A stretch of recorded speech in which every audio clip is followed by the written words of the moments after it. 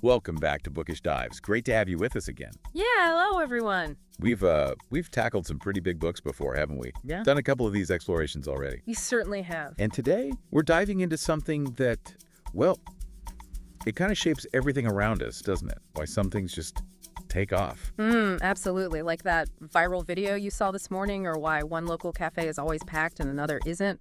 It's fascinating. It really is. That whole process of why certain ideas or products or even just ways of behaving seem to spread like a contagion. Exactly. And that's why today we're getting into Jonah Berger's really key book, Contagious, Why Things Catch On.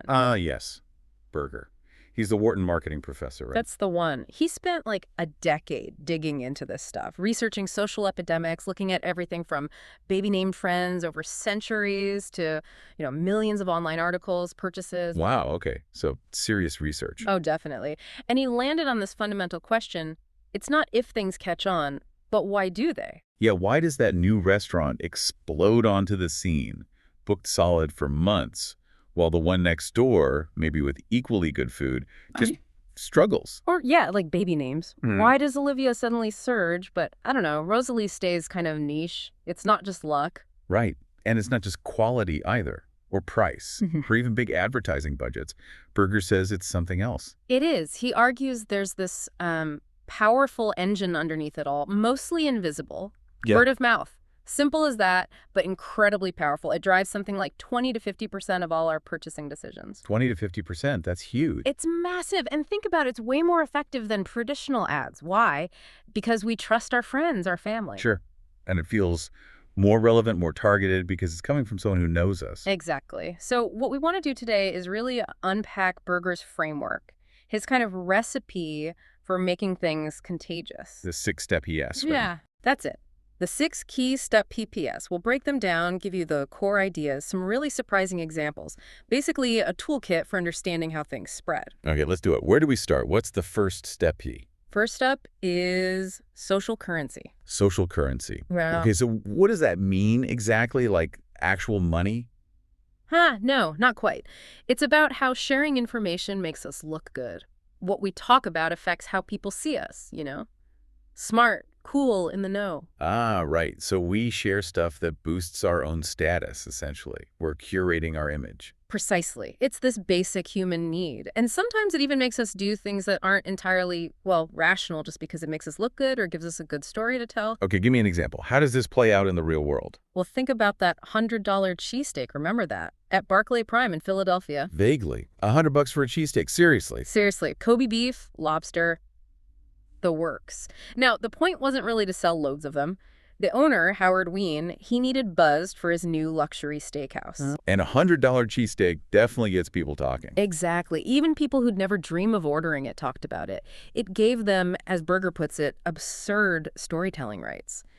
Just knowing about it made you seem kind of in the know. And it worked. Like crazy. It got featured everywhere, USA Today, Wall Street Journal, TV. It minted social currency, not just for the restaurant, but for anyone who talked about it. Wow. Okay, that makes sense. What else? Another great one is Please Don't Tell. This bar in New York. The speakeasy.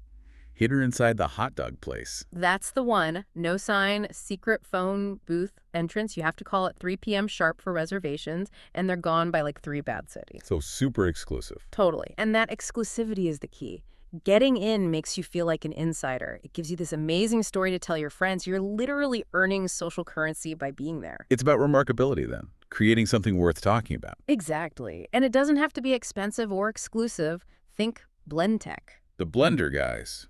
Will it blend? Yep. Who would think a blender could go viral? But their marketing director, George Wright, had this idea. Film the founder, Tom Dixon, blending back. Well, crazy stuff. Golf balls, iPhones, I remember seeing those. Right, just the sheer surprise and amazement of watching a blender destroy an iPhone. It made the product remarkable. People shared those videos because they were unbelievable. And it boosted their sales, presumably? Hugely. Retail sales jumped 700% on a tiny budget. It was all about creating that shareable, remarkable content. Social currency gold. So how do you actually create this social currency? What are the tactics? Berger breaks it down into three main ways. First, find the inner remarkability. What's genuinely surprising or novel about your product or idea? Okay, make it unusual. Second, use game mechanics. Think frequent flyer miles, badges on Foursquare, things that show off achievement. People love demonstrating status. Right, making progress visible. And third, create scarcity or exclusivity. Make people feel like insiders. Think limited time offers, members-only sales, Yeah. like the McRib coming back for a short time. Makes sense. What's hard to get seems more valuable. Okay, so that's social currency. What's next? Next up is triggers. This one's really interesting. It's about how cues in our environment remind us of things. Triggers. Like psychological triggers? Sort of, yeah. More like environmental cues. Things we see or hear regularly that bring an idea or product to mind. Top of mind, tip of tongue, as Berger says. Okay. So the more often we're reminded, the more we talk about it. That's the core idea. Context is key. Consider this. What gets more ongoing word of mouth? Disney World or Cheerios? Disney World feels way more exciting, more shareable maybe. More exciting, yes. You'll talk about it a lot right after you go. But Cheerios, people eat it or see it every single day. Ah, so the trigger's more frequent. Breakfast time, grocery shopping. Exactly. That constant presence acts as a frequent trigger. Berger's even found that Twitter mentions for Cheerios spike every morning around breakfast time, predictably. Wow. Daily triggers beat big one-off events for sustained talk. Often, yes. Or think about that Rebecca Black song, Friday. Oh, God, don't remind me. It was terrible, but everywhere. Right. Widely panned. But it became a massive viral hit. Why? Berger's team looked at YouTube searches. Guess what they found? Let me guess. Searches spiked on Fridays. Every single Friday, like clockwork. The song's title was a powerful weekly trigger built right in.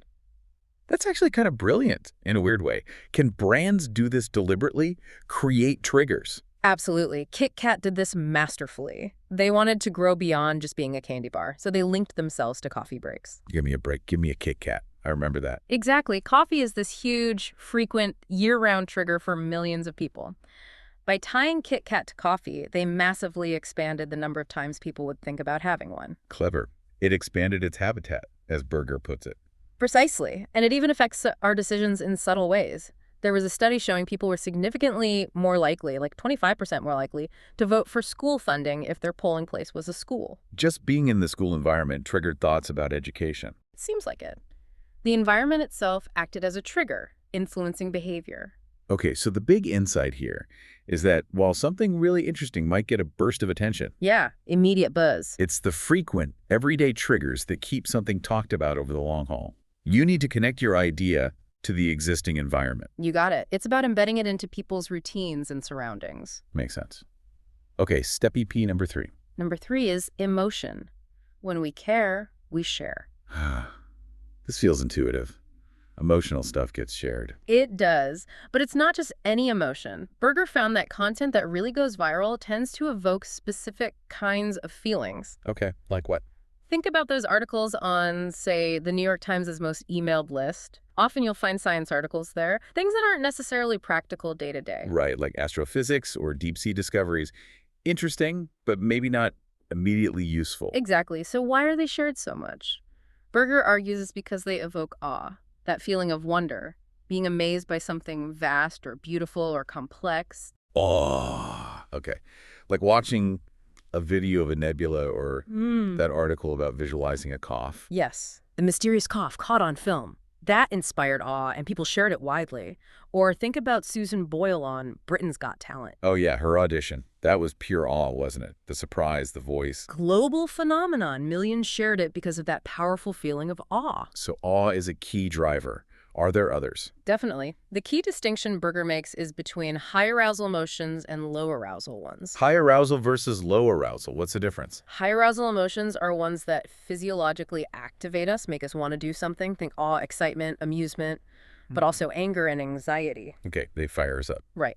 Low arousal emotions like sadness or contentment actually tend to decrease sharing. They make us feel passive. Interesting. So you want to hit those activating emotions. That's the goal. Think about Google's Parisian love ad. Oh, the one told through search queries. Study abroad Paris. How to impress a French girl. Yeah.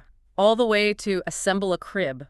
It wasn't a tutorial on how search works. It was this beautiful, emotional story Romance, joy, life changes. Definitely high arousal. It made you feel things. And it went massively viral, turned a functional tool into an emotional experience. And you mentioned anger works, too. That seems counterintuitive for brands. It does, but it's powerful. The classic example is United Breaks Guitars. Ah, the musician whose guitar got smashed by baggage handlers. Faith Carroll, yeah. United refused to compensate him, so he wrote a song and made a music video about it, fueled by pure anger and frustration. And it blew up. Massively. Huge negative PR for United, cost them apparently millions in stock value. It shows how potent those negative, high arousal emotions can be in driving people to share and act. So the takeaway is focus on feelings that fire people up, whether positive or sometimes even negative. Exactly. Focus on feelings, not just function. When we care, we share. Okay, clear. Moving on to step P4. Number 4 is public. Built to show, built to grow. Public, so making things visible. Precisely. The more observable something is a product, an idea, a behavior, the more likely people are to imitate it and talk about it. We're social creatures. We copy what we see others doing. It's about making the private public. Exactly. Steve Jobs was apparently obsessed with this. Remember the Apple logo on laptops? Yeah, the glowing apple. Well, originally when you open the laptop, the logo was upside down to the person looking at it. Jobs insisted they flip it so it was right side up for observers, even though it was upside down for the user when closed. Ah, so everyone else saw the Apple logo correctly when the laptop was in use. Clever. Super clever. It dramatically increased the observability of the brand. Every open PowerBook became a little advertisement. That's social proof in action, isn't it? Seeing others use something makes you think it's good or popular. It is. And it can be incredibly powerful even in high-stakes situations. Berger mentions research on kidney transplants. Kidney transplants. How does observability play in there? Well, people are apparently much more likely to refuse a perfectly good kidney if they see that several people before them on the list also refused it. Really? Why? They infer just from seeing the refusal pattern, the public action, that there must be something wrong with the kidney, even if objectively it's a good match.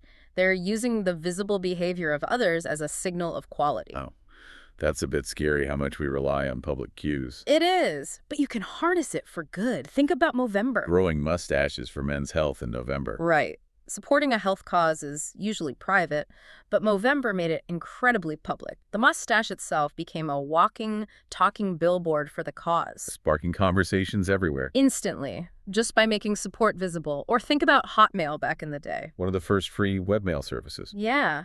And how did they grow so fast with almost no marketing budget? Every single email sent from a Hotmail account had a little signature at the bottom. Get your private free email from Hotmail. I remember that.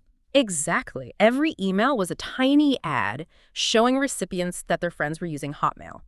Instant social proof built right into the product's use, making usage public. And then there's what Berger calls behavioral residue. Right. Things that stick around after the behavior is done, providing lasting visibility. The classic example is the Leave Strong wristband. The yellow ones. Lance Armstrong's foundation. Yep. That bright yellow color was highly visible.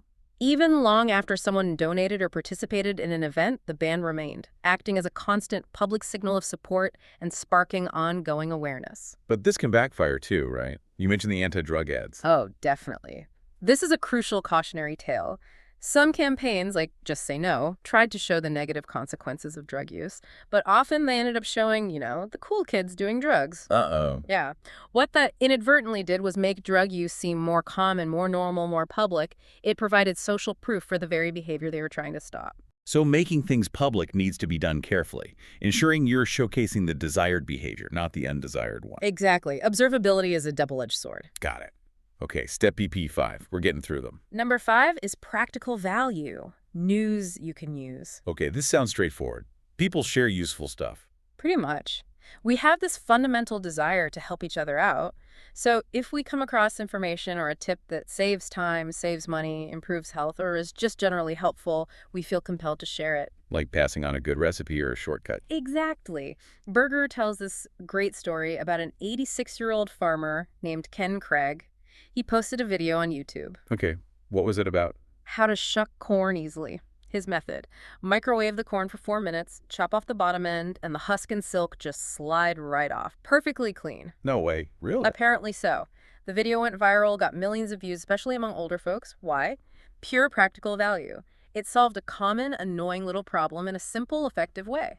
I'll have to try that. But yeah, simple, useful advice. People love that. And this ties into the psychology of deals, too. Sharing a great deal is sharing practical value. Right, telling someone about a sale. But you mentioned earlier it's about how deals are framed. Yes, that's key. What makes a deal feel good isn't just the discount amount.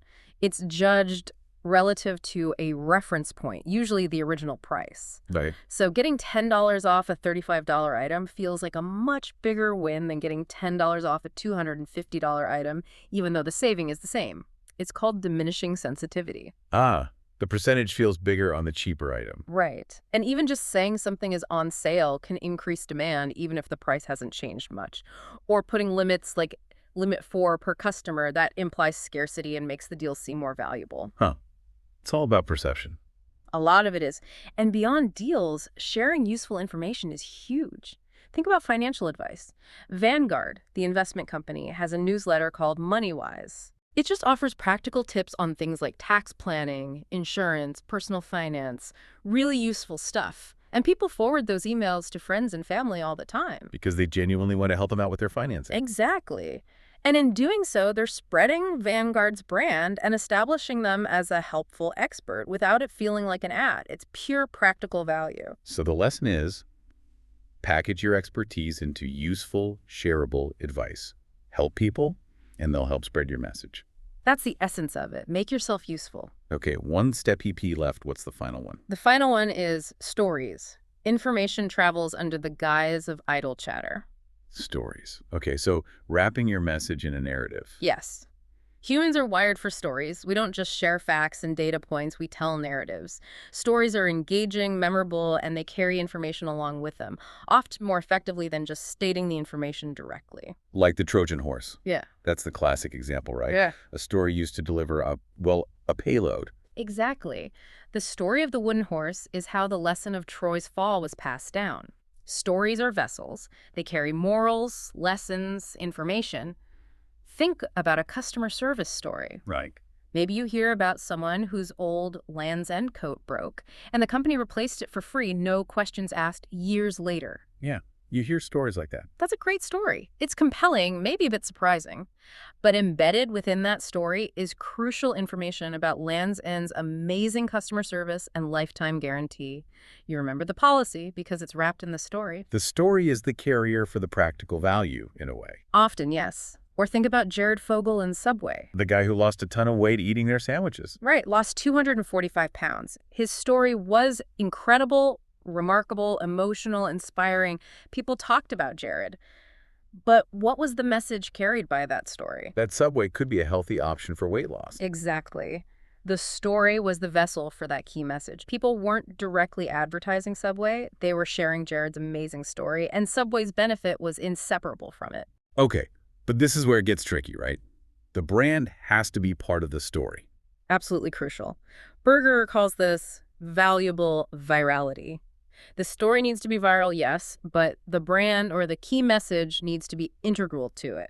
Otherwise, people remember the story but not what it was supposed to be about. Can you give an example of where it worked and where it didn't? Sure. Success. Panda cheese commercials. Remember those? A guy in a panda suit shows up and violently destroys things if someone refuses panda cheese. Uh-huh. Yes, those were hilarious and weirdly menacing. Totally viral. But you absolutely cannot tell the story of the angry panda without mentioning panda cheese. The brand is integral. Okay, makes sense. What's an example of failure? Evian's Roller Babies ad. Super cute video. Babies roller skating went massively viral. I remember that one too. It was everywhere. Huge hit. But it didn't really boost Evian sales. Why? Because roller skating babies have absolutely nothing to do with bottled water.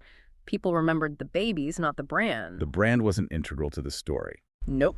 Or another example, GoldenPalace.com paid a streaker to run across the field at the Olympics with their name painted on his back. Got tons of buzz for the streaker. Nobody really talked about the online casino because it was irrelevant to the actual stunt people found funny or outrageous. So the key is to build your own Trojan horse, but make sure your message is the soldier hidden inside, inseparable from the horse itself. That's a perfect way to put it. Weave your key information so deeply into the narrative that people can't tell the story without mentioning it.